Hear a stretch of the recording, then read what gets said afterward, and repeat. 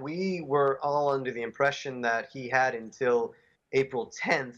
His defense team was going to deliver these resources, these kind of these smaller details within the judgment, and that was going to give him this extension until April 10th before. And then they would have to deliver that to Judge Sergio Moro.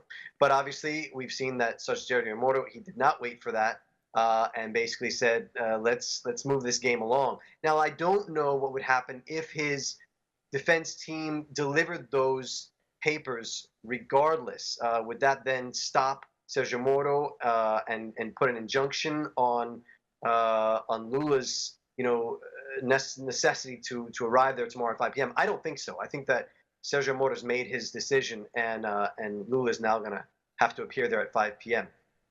But so does Lula have any further options to have his imprisonment blocked or overturned? So it's a good question. And the other question is Lula gonna arrive? He's always complied by everything the courts have asked him to do. And that's been one of the main things that Lula has always said, that, you tell me where I have to go and I'm going to go because I'm innocent. What we saw, however, is just over the last few hours, the PT met with Lula in Sao Paulo.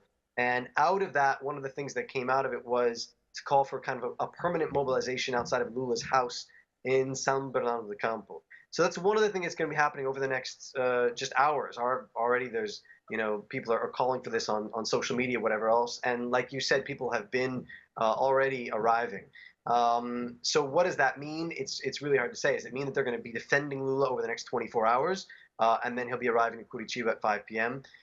It's up in the air.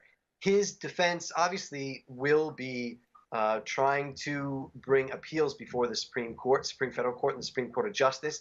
They're going to be trying to go back to the Supreme Federal Court and asking for the inconstitutionality of the sending someone to prison in their, after just one appeal.